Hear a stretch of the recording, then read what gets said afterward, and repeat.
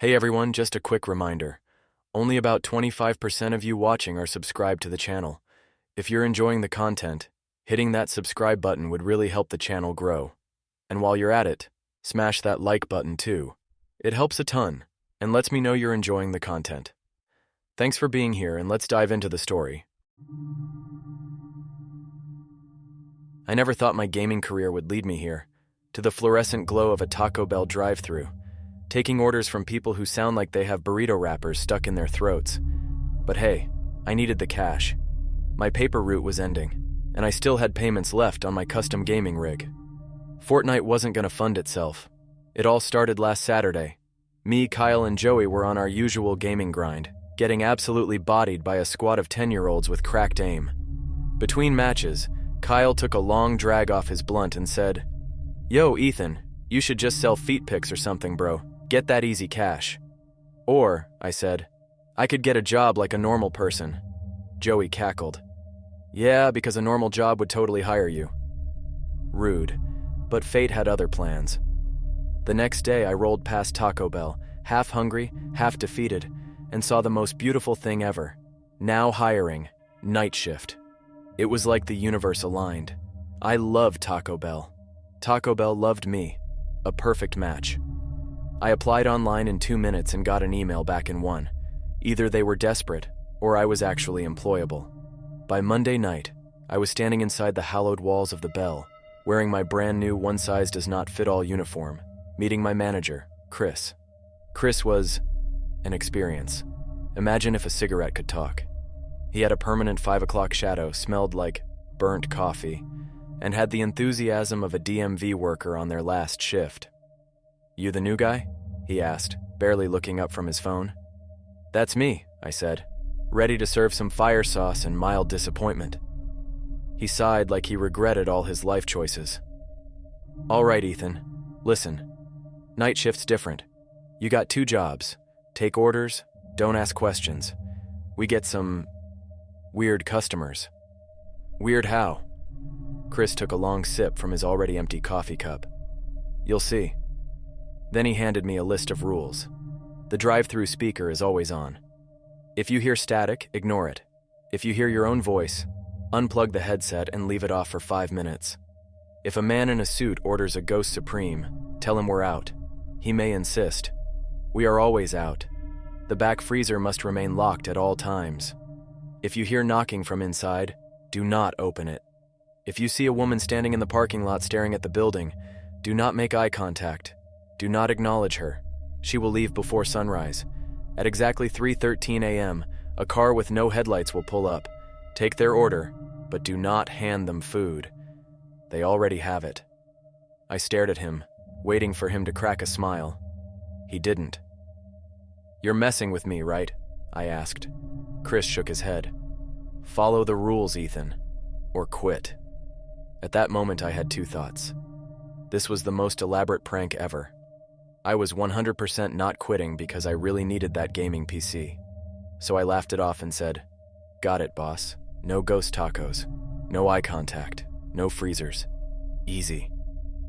Chris patted my shoulder like he was sending me off to war. "Good luck, kid." And just like that, my first shift began. Alright, so my first hour at Taco Bell was pretty chill.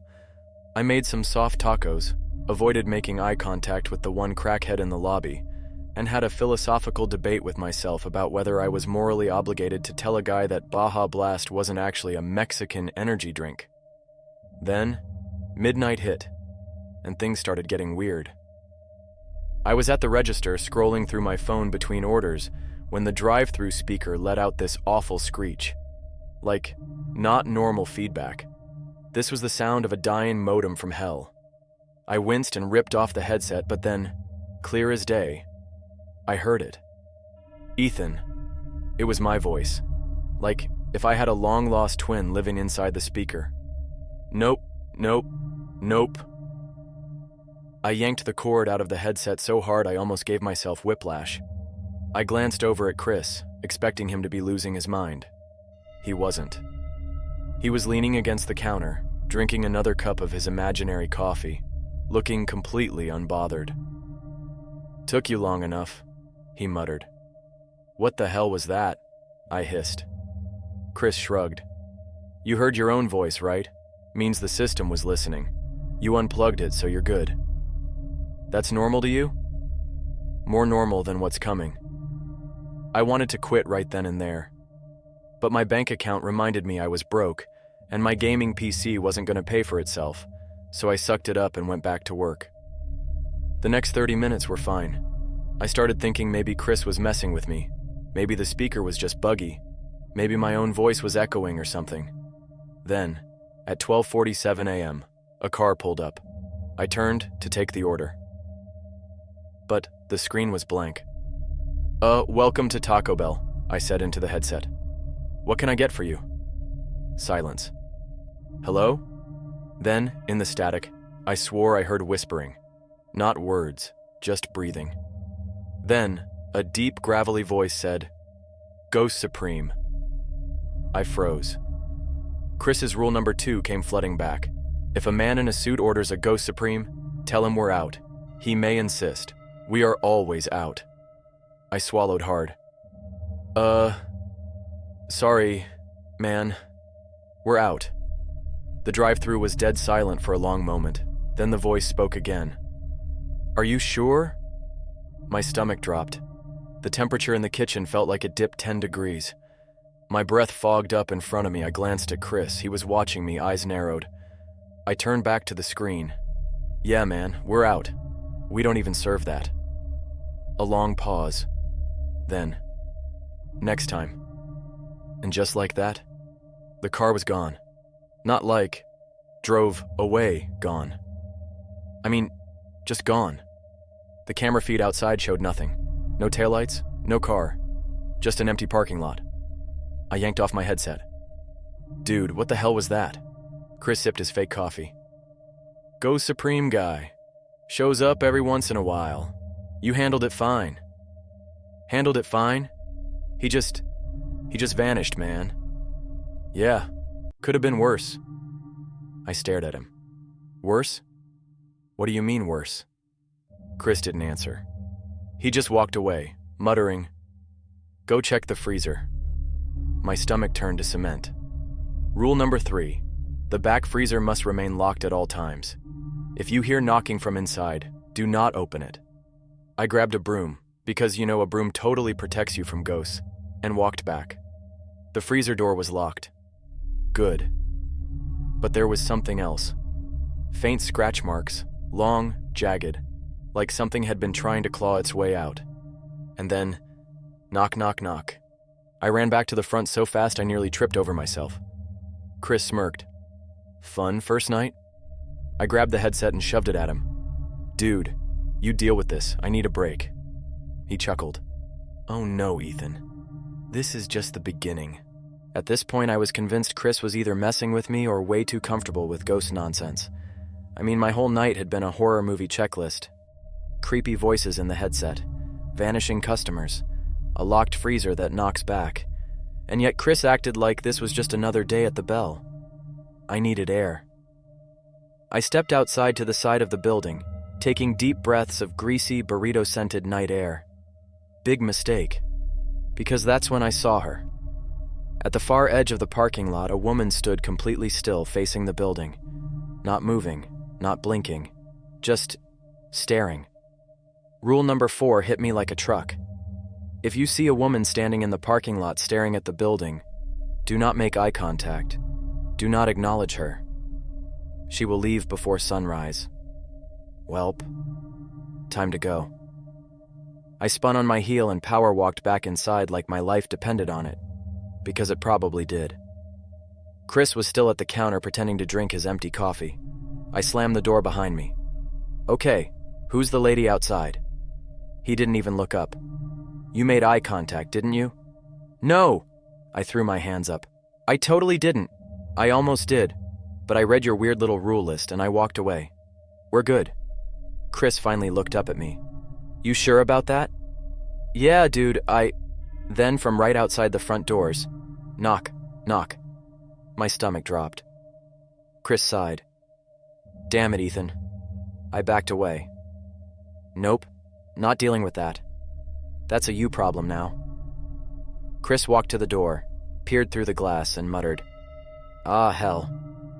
I didn't want to look. I really didn't.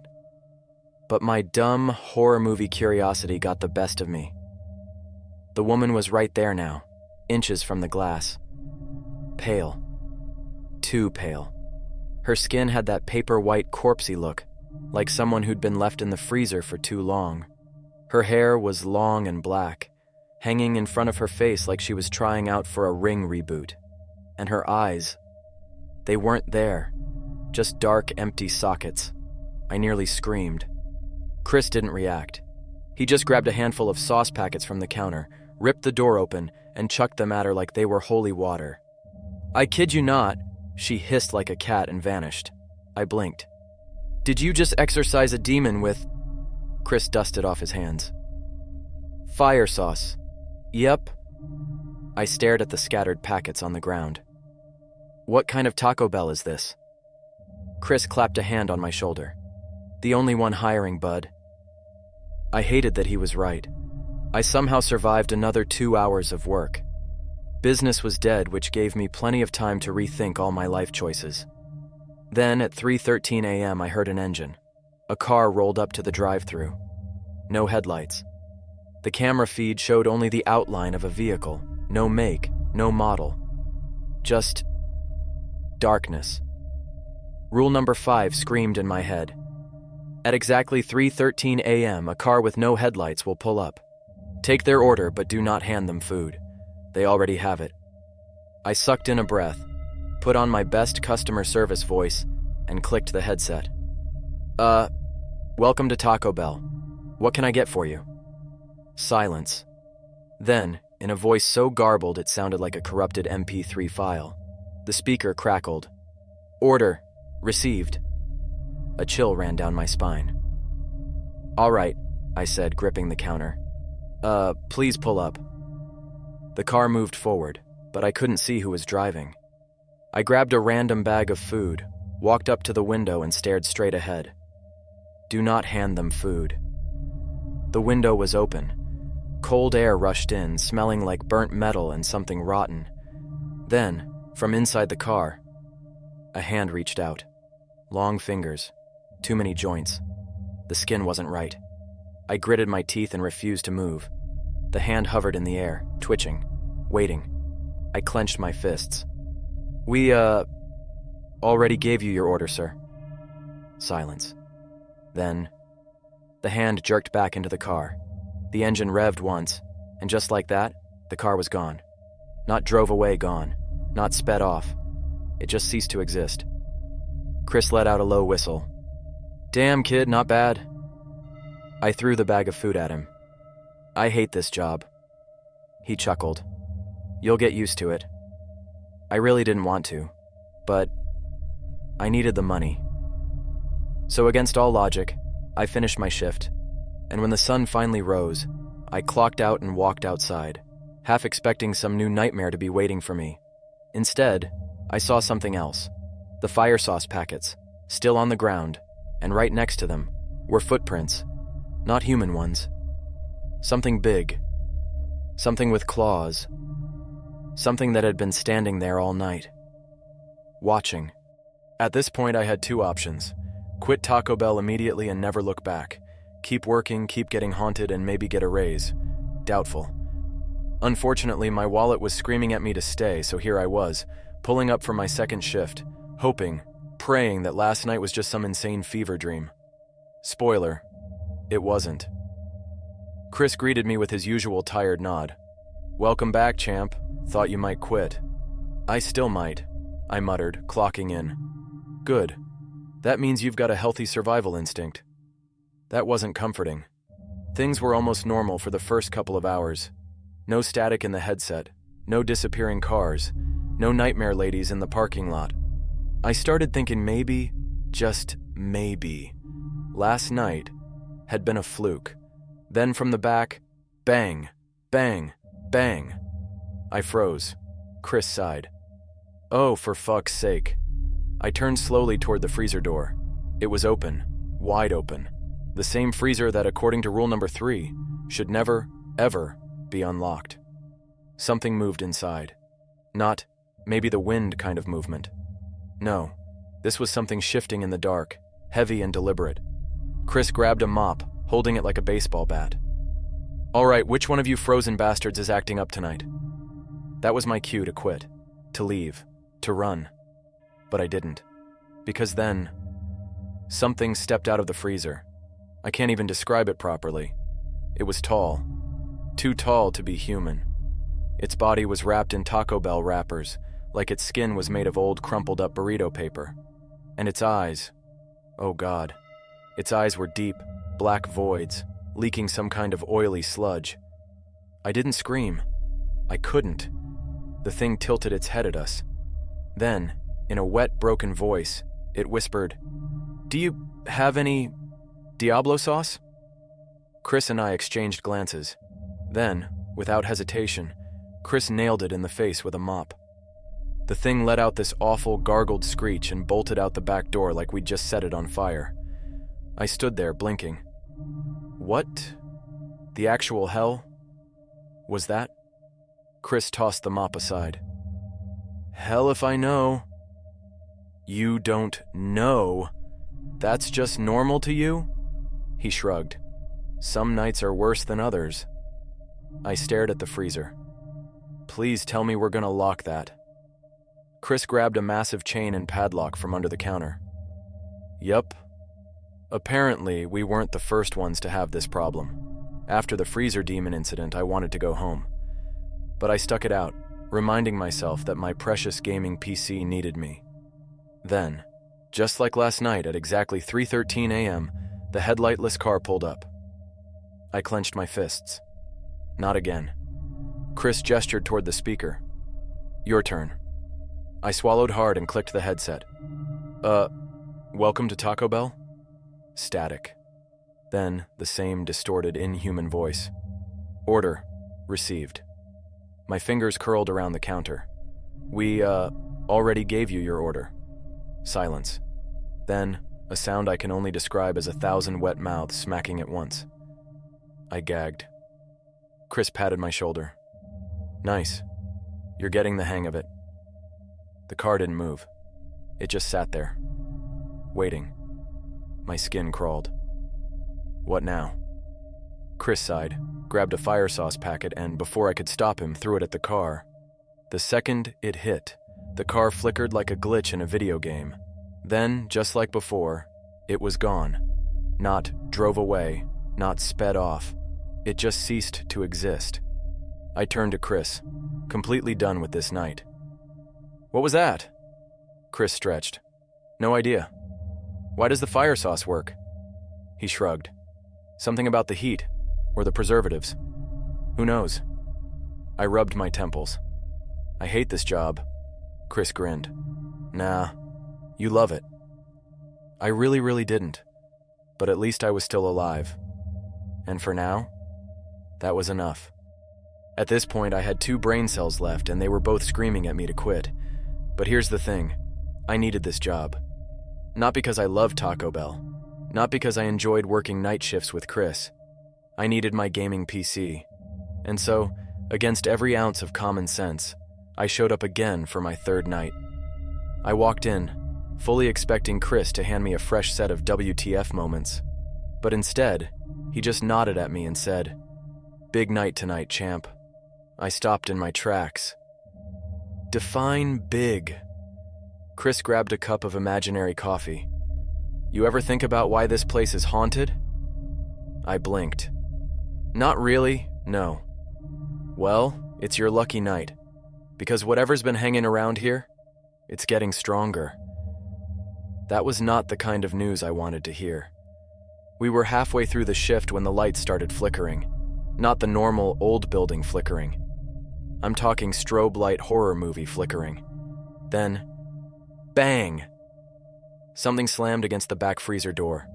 I froze. Chris?" Chris exhaled. "Yep, it's time." "Time for what?" He tossed me a full bottle of Diablo sauce. I barely caught it. "Dude, now is not the time for tacos." Chris ignored me. He grabbed a bucket of salt from under the counter and started pouring a giant circle on the floor. That's when I knew. We were about to do some full-on demon banishing nonsense. Chris pointed at me. Rule number 1, don't step outside the salt circle. Rule number 2, if something tries to talk to you, ignore it. I swallowed hard. And rule number 3? Chris grinned. If it gets too close, hit it with Diablo Sauce. This was officially the weirdest job in the world. At exactly 3:13 a.m., the headlightless car pulled up again. I knew it was coming. But this time? The doors opened. A figure stepped out. I couldn't see its face. Just a tall, shadowy thing wrapped in moving darkness. It floated toward the building. The air inside turned freezing cold. The windows frosted over. Then, from the back freezer, bang, bang, bang! Chris didn't react. He just stepped into the salt circle and motioned for me to do the same. I obeyed. The shadow thing stopped outside the doors. It didn't walk. It didn't move. It just stood there, watching us. Then, in that same horrible, distorted voice, it whispered, "Give it back." I had no idea what it meant. I didn't care. I just wanted it gone. Chris tossed me another bottle of Diablo Sauce. Now! Without thinking, I threw it. The bottle hit the thing's chest and exploded. The reaction was instant. The shadow figure let out an ear-splitting shriek and began to burn, like full-on exorcism flames. The freezer door slammed open, and something screeched from inside. Then, boom! The entire restaurant shook. The lights blew out. And then, silence. Nothing moved. Nothing whispered. The darkness was gone. Chris let out a slow breath. Welp, that should do it. I turned to him, my brain struggling to process what just happened. Dude, did we just cleanse Taco Bell? He grinned. Looks like it. The next day I expected the hauntings to come back, but they didn't. No creepy whispers in the headset, no ghost supreme guy, no weird parking lot lady. It was over, and word spread fast. Within a week, people started whispering about how the Taco Bell hauntings had suddenly stopped. But only Chris and I knew why. Because of what we did. Because of the Diablo Sauce. Because somehow, against all odds, we had banished whatever haunted this place. And just like that, the evil never returned. I still worked at Taco Bell after that. And yeah, I still hated the job. But at least now, I didn't have to deal with demon customers. And honestly, that's a win in my book.